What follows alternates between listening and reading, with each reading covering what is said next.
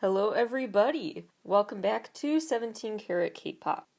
Today on the show, there is so much news to get to, so we're gonna dive right in, but quick PSA before I do. I have 2 new essays up now at howtostand.substack.com that I would really appreciate you checking out. First up is my NCT 127 more formal, objective, professional sticker album review. The other essay is also about NCT's music, but more broadly speaking, and a more personal essay for sure. So I tried to kind of divide my objective and subjective commentary into separate essays. One piece is a straight up album review. The other piece talks more about what music feels like to me. I kind of go off and talk about what I addressed in the Autism and Fandom episode of the show, about how music affects me, why I feel so attached to the albums that I do, the music that is the soundtrack of my life, what that does for me as an autistic person, and I try to articulate that in a way that shows how it helps me cope without making it seem like a woe is me tale that is shaming people who are autistic because it's not a burden. So I try to kind of walk that line. Anyway, howtostand.substack.com, free newsletter, sign up for more essays and album reviews in the future. Now let's go to the big stories of the day. Story number 1 I have so many thoughts about, and speaking of being more objective, because I do listen to so much music from all over the world every single day. The silver lining with my sensory issues is that I do feel so intensely the good stuff too, not just the bad feelings. And so the way I hear music I think is very deep and unique. So with that in mind about the breadth and depth of the music I listen to, I would like to think that I can be more objective when reviewing and ranking music as I do every month on the show. So I like to think that I'm pretty qualified in some ways to give my 2 cents about this list. Over 250 industry insiders, producers, critics, etc. ranked their top 50 favorite songs of all time. Picks for the best songs of all time, not personal favorites, best objectively. Most well done.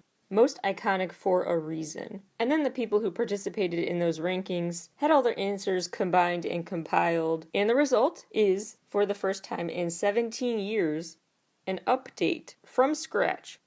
A total makeover given to Rolling Stone's official list of the 500 greatest songs of all time. Here are some notable entries on the list. A lot of these you probably have heard even if you didn't remember off the top of your head that you have, but they come back to as you hear them. Number 500 is Stronger by Kanye West. Lizzo's Truth Hurts is 497. 490, Lil Nas X Old Town Road. 488, The Weeknd House of Balloons. 482, Lady Gaga Bad Romance. 475, Janet Jackson Rhythm Nation. 470, Gladys Knight and the Pips, Midnight Train to Georgia. 465, Daft Punk featuring Pharrell Williams, Get Lucky. 457, Bon Jovi, Livin' on a Prayer. 456, Lana Del Rey, Summertime Sadness. 451, Migos featuring Lil Uzi Vert, Bad and Bougie. 443, Fall Out Boy, Sugar, We're Going Down. 436, Carly Rae Jepsen, Call Me Maybe. 428, Harry Styles, Sign of the Times.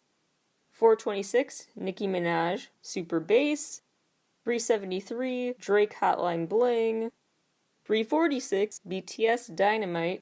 At 332 is Rihanna featuring Jay-Z, Umbrella. No Scrubs by CLC, 303. Yeah by Usher featuring Lil Jon and Ludacris, 290. ABBA, Dancing Queen at 286. Say My Name by Destiny's Child is 285. I Want It That Way, Backstreet Boys is 240. I Want to Dance with Somebody by Whitney Houston at 231. Single Ladies by Beyonce at 228. Baby One More Time by Britney Spears, 205. Billie Eilish's Bad Guy is 178. Eminem's Lose Yourself at 167. Ms. Jackson by Outkast, 145. Madonna's Vogue at 139. Ariana Grande, Thank You Next, 137. Waterfalls by TLC, 127. Britney Spears, Toxic, 114. Since You've Been Gone, Kelly Clarkson at 93. All Too Well, Taylor Swift, 69. September, Earth, Wind & Fire, 65, and I am recording this when we are close to the 21st night of September. Excellent. Dolly Parton's Jolene at 63. Missy Elliott's Work It, 56. Bohemian Rhapsody by Queen, 17. Hey Ya by Outkast at number 10. Number 1 is Respect by Aretha Franklin. What's interesting about this list in particular to me is how for each song, the little blurb written about it is often not even a defense of it, an elaboration, an explanation for making the case for why it deserves that placement on the list. More often, the blurbs for each song seem to just be a little background or fun fact, which I also find very interesting. It was just also interesting the songs they put on this list without clarifying why they deserve to be there. There are some really interesting backstories, though, and little tidbits of information they included, and just reminders about certain songs that you ought to know about. Sometimes these blurbs did help me actually learn to be okay with the choices on here. Like, I'm fine with Old Town Road. I didn't know it was so good it would get in this list at all. But they make a fair point when they said it, quote, it's seeming to sum up eons of American cross-cultural love and theft in just 1 minute and 53 seconds. I will admit it is a skill to tell a story that seems to cross genres and generations of songwriting in such a condensed period of time. To make a song that catchy when it is that short and potentially forgettable, that is a feat, I will admit that. It's interesting how it was like a sample of a sample because Lil Nas X actually took a banjo sample from 9 Inch Nails that Young Keo used. So Lil Nas X took from Young Keo, who took from 9 Inch Nails, who used a banjo sample. So levels of sampling here. And with the one Lady Gaga song on here being Bad Romance, that was a bit surprising compared to some of her other songs that I would argue deserve the spot more, but points were made when they put the song into a cultural context for the moment, because that's the song that she debuted at an Alexander McQueen Paris Fashion Week show, which is an event as extravagant and eclectic as the song itself. I like the defense of Uptown Funk on here, where they said, quote, after the song became a huge cross-genre hit, its knowing riff on 80s funk styles also inspired several lawsuits. Proof that success has many fathers. Nice. They also persuaded me about Casey Musgrave's Merry-Go-Round by summarizing it as, quote, a searingly on-point bit of small-town realism about folks settling into comfort zones that become life sentences. For Baby One More Time, it was revealed that Britney actually intentionally did not get well rested prior to recording that song. She really wanted to sound kind of gruff and match the vibe of the song in that way, which ended up being the perfect choice. The song was actually also meant for TLC, but they passed on it. Dream On by Aerosmith was written when Steven Tyler was still a teenager, and it was just a hit locally in Boston before it became the smash hit it is today. Interesting fact about Michael Jackson's Beat It, the producer said their goal was to prompt Jackson to create a song in the vein of My Sharona. Britney Spears' Toxic was originally for Janet Jackson, and then Kylie Minogue before it got to Britney Spears. Cute story behind Jolene by Dolly Parton. That song was apparently named after Dolly met a pretty fan named Jolene at an autograph signing. And the lyrics were inspired by true events.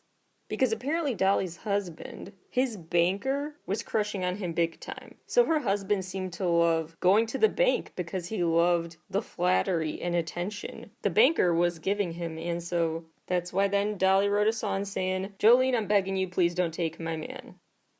Michael Jackson, when he was making Billie Jean, was so consumed while working on it that as it was stuck in his head and he was just in the zone jamming out to it, he failed to notice the car he was in was on fire.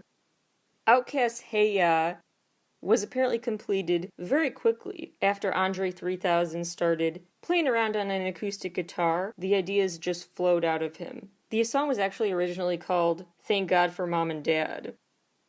What's also an interesting trend in the backstories of these songs is the artist's lack of faith in them.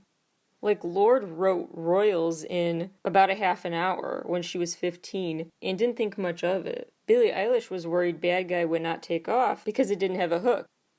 Radiohead didn't care for Creep. They said the lyrics were pretty bad. The Backstreet Boys' I Want It That Way songwriters admit that the song means nothing. So the grand mystery is solved. When they say, I want it that way, what is that way? They made it up. The joke's on us. These stories are so fascinating to me, and hopefully other fellow music lovers, so I will link to the full 500 list on my newsletter very soon. But one more fun story before I share my take on this list. Apparently, Journey was inspired to write the lyrics to Don't Stop Believin' after staring at a hotel window and seeing street lights and people. That lyric spoke to them based on real events. I have several major comments I want to make about this list, because like I said before, a lot of it, objectively music critic mindset on, I agree with. Certain songs that I don't agree with is because that was the song they chose to pick for a certain artist. For example, Ariana Grande's Thank You Next. I'm sorry, I can't with that song. So not for me, so not next level well done in my opinion. I just really love her earlier stuff more. I mean, there are so many songs that have the same level of emotion behind them and catchiness behind them that they could have picked for this list. One Last Time or Problem. There's a reason it was the biggest song in the world. One of the really old school songs like Baby I, Better Left Unsaid. Definitely I would not have put Thank You Next on here.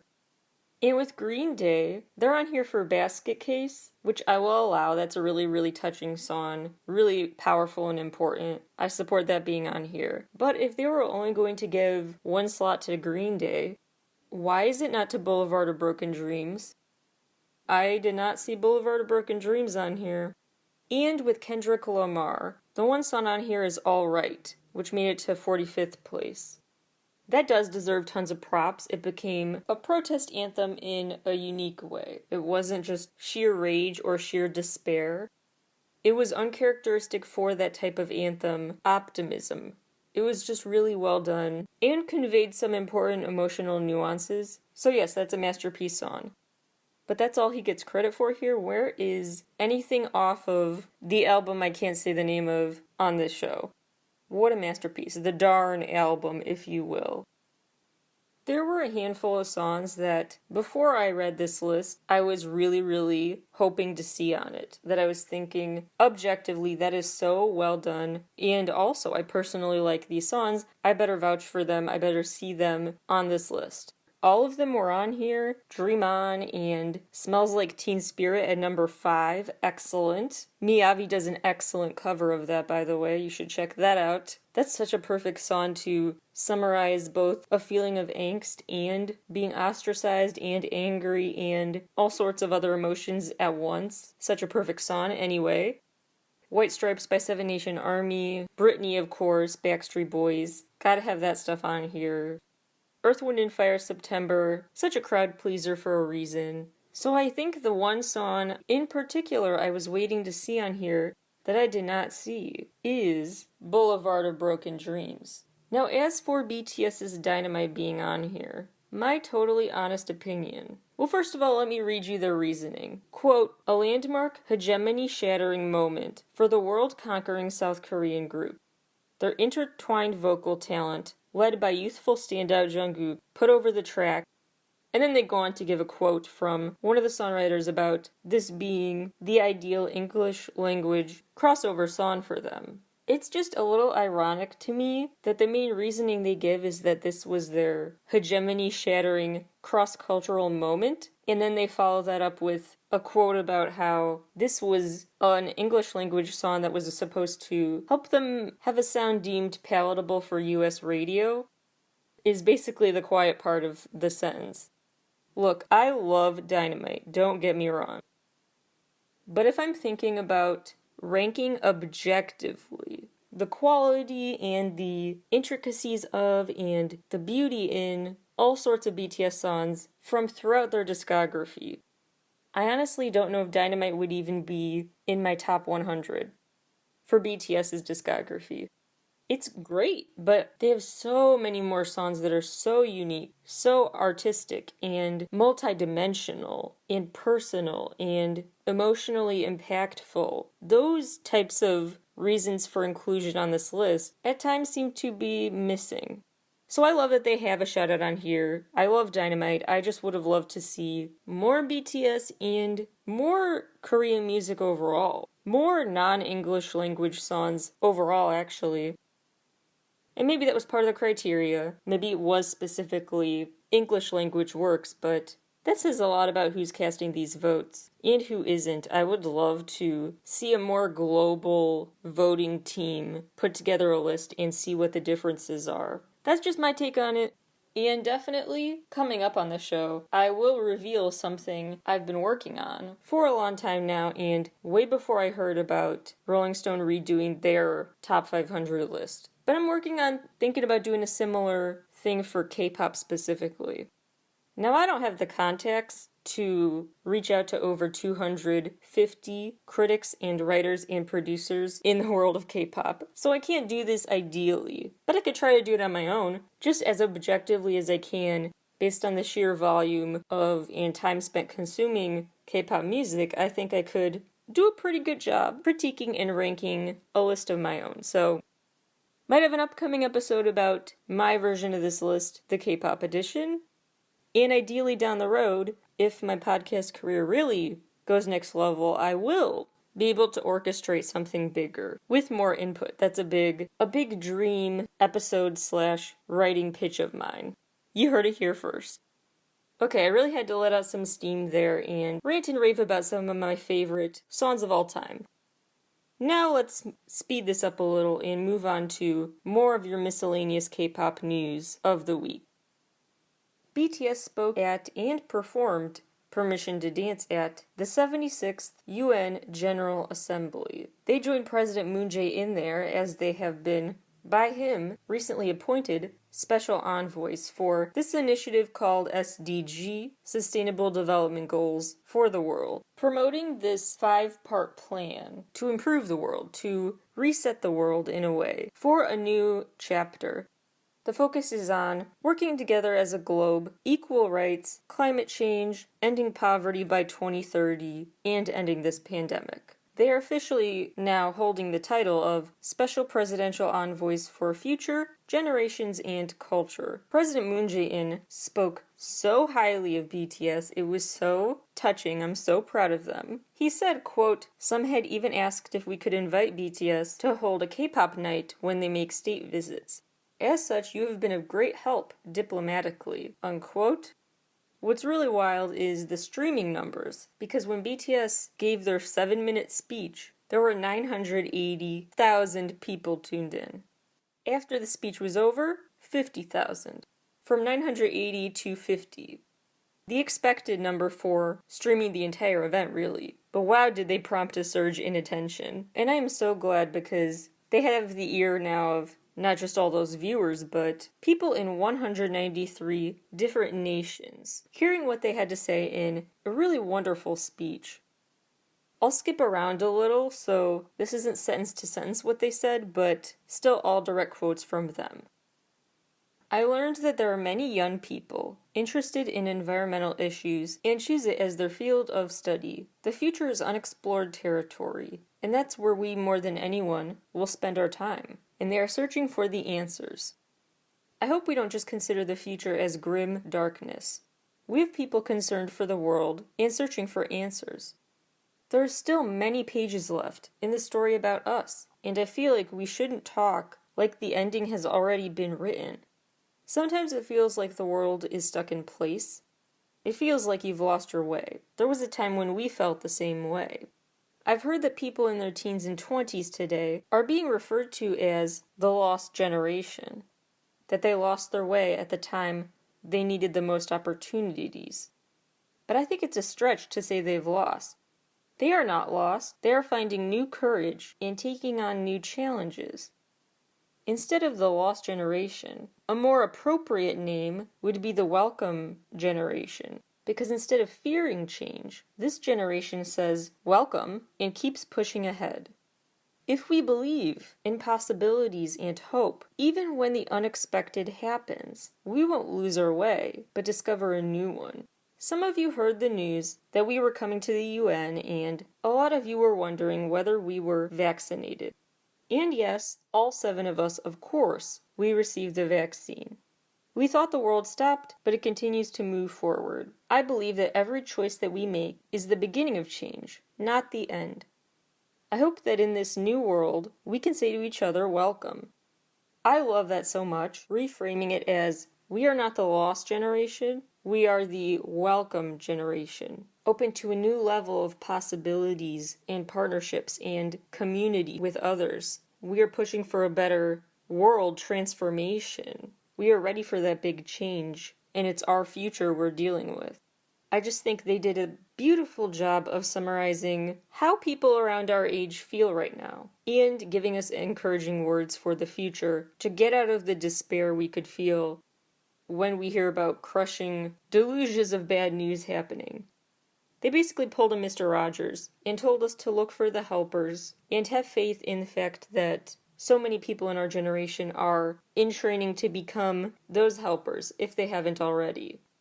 I'm just very proud and pleased that they truly get that they are representing us, just the way they take their platform and use it to carry our message for us, to be our message carriers, and tell the world while they have the spotlight, here are the stories we've heard, we are going to be their voice. Very powerful stuff. And I'm really honestly very, very overjoyed to hear they've been vaccinated, because lately it feels like every single day more K-pop members of groups are getting COVID, and there is quite the surge right now in South Korea. So I've been worried about them. And it's really powerful to hear them just say it, like they talked about climate change and other issues at this event. Just reminding everyone, here's the science we are following. Let's all get on the same page here, and framing it as the vaccine is your ticket to reconnecting with us in an in-person concert someday. So it's our ticket to freedom. That encouragement is so important, because it doesn't matter if you are super young and healthy, if you are eligible wherever you are in the world for a vaccine, they are encouraging you to join them in being vaccinated. And if you think they're just a boy band, how much can they really move the needle with that? Please remember the Downey incident, and many others like it. They have way more power than you could ever imagine over behaviors, and so I'm so glad they're using this platform to encourage the right behaviors. They treat this world like the community that it is, and how personal sacrifices are sometimes needed, personal inconveniences sometimes have to be taken for the good of the community. Speaking of vaccines as a ticket to reconnecting at in-person events, I'm so excited to finally get to start talking again about live in the flesh events you can attend for K-pop enthusiasts. Alexa has some big things happening in LA. Friday, October 1st at 5 p.m., go to Amoeba Hollywood store, Amoeba Music on Hollywood Boulevard, and Alexa will sign a copy of your Reviver album. But to go to that album signing, you have to buy your copy of Reviver from that store that day. So sometime October 1st, after 11 a.m., you gotta buy a copy. Then they may say congrats, you get to go to the signing at 5 o'clock, but space is limited, so make sure you get your copy as close to 11 as possible and don't delay. More info about this event is at amoeba.com. And right before that, September 29th, tune in at 7:10 p.m. Pacific time if you want to hear her sing the national anthem at a Dodgers game. It's part of a Korean Heritage Night celebration there. And boy band P1 Harmony has a live performance that is free and open to the public at the LAFC Stadium, part of a KCC LAFC night event at the LAFC Christmas Tree Park. That will be October 26th at 5:30 p.m. If you don't live anywhere near those events, not to worry, there still are plenty of virtual ones happening. MC&D will have an online concert October 9th with My Music Taste. That starts at noon Korean time, which is 10 p.m., I believe, the previous day, Central Time Zone. Miyavi's concert will be streaming for free September 26th, and BTS has an online concert set for October 24th. More details TBA. Let's get to a bunch of miscellaneous headlines now. The rapper Noel was just arrested. He violated his parole because back in June 2020, he got a suspended sentence for driving under the influence, and he was placed on probation. Now he's arrested and put in jail because he violated the probation with another DUI reported. He also apparently was driving without a license. This was September 18th at 10:30 p.m. He apologized and confessed through Instagram, and it's unclear right now if the suspended sentence he now has to fulfill, because it's no longer a suspended one, will stay the same originally intended length of 1.5 years. We'll keep you posted. Some COVID updates. Due to a COVID surge in South Korea, the Isaacs Idol Star Athletic Championships are not taking place over this Chuseok holiday. All the N- members have recovered from COVID, as have all the members of N-Flying and Yoojin, previously of IZ*ONE. But Gahyun from Dreamcatcher just tested positive, so the group's K-Contact appearance has been cancelled as they all enter self-quarantine. Jinjin from Astro also just tested positive. His fellow bandmates as of recording time were still awaiting test results. BAP's Bang Yongguk recently started his own company. It's called Consent, and he hopes to use it to support himself both in singing and new ventures, acting, modeling, etc. Lots of K-pop artists on Western TV shows lately. TXT performed on Colbert, NCT 127 on James Corden, Monsta X on Good Day New York, and ITZY will be on The Kelly Clarkson Show September 27th, 2 p.m. wherever you are. More Met Gala news. The most tweeted about celebrities at the Met Gala have been confirmed. In 5th place, CL. 4th place was Billie Eilish. 3rd place was Lil Nas X. 2nd place was Keke Palmer. And number 1 most tweeted about appearance, Rosé from Blackpink. Some 17 updates. Junhan released a new song called Dream. The Smash app has premiered the first episode of 17 on Smash House, which sounds very wholesome, trust me. It sounds kind of like In the Soup, but indoors. 17 just won the award for the K-Expo 2021 Ministers of Culture, Sports, and Tourism. And speaking of sports, Seungkwan just joined Racket Boys, the badminton variety show that's going to feature famous rookie players against the best in the game. Other famous badminton rookies on the show, Jun Dan-won, the trot singer, and Olympic fencer On Sang-woo. Racket Boys premieres October 11th. A new 1OK Rock live concert DVD/Blu-ray will be out November 17th. Han from Stray Kids is skipping K-Contact due to a sudden downturn in health. No further details given as of recording time. A-Pink and the Boys' agencies are merging together, Play M and Creaker Entertainment. Lightsum has selected a fandom name, The Summit, some referring to the light, and the It referring to the medium through which the light comes into being. The latest NCT 127 sticker stats. The album surpassed the 2 million sales mark before the official release, tripling the amount Neozone, their last full-length project, had by that time. NCT 127 are now the artists in 3rd place for most first-day sales in Hanteo chart history. The sticker video reached 10 million views in under 11 hours and had gotten up to 20 million under 17 hours. Lisa's La Lisa now has the largest first-week streaming amount for a K-pop soloist debut release in Spotify history, garnering over 25 million streams in its first week. She also sold 736,000 copies of the album just domestically, surpassing the first-week domestic sales of Blackpink as a whole's album. So Lisa on her own, 736 copies. domestically sold in the first week. Blackpink as a group, 690,000. Reaching 10 million views, Hyuna and Dawn's Ping Pong. 100 million views on Resonance by NCT and After School by Weekly. Congrats to them, that's their first entry in the 100 million views club. 200 million views on Stay Gold by BTS. 400 million on Blackpink's Kill This Love dance practice video. And Kill This Love surpassed 500 million Spotify streams. That was a lot of news, so I'll leave it at that. But real quick while I still have your attention, I know it feels like ages ago because of how fast the news cycle moves, but Haiti was recently hit by an enormous earthquake, and they are still recovering. If you want to make sure you help them in a way that is providing true aid, not charity, but that equips people on the ground, providing mobile medical units, for example. Not just the Red Cross or a group that it's not as narrowly targeted aid, and maybe it's not as empowering in a way. I would look into the work that Haiti Emergency Relief does, so make sure to go to HaitiEmergencyRelief.org for more information about what your donations can do specifically through them. Thank you all for listening to today's show, and I will talk to you all again very, very soon.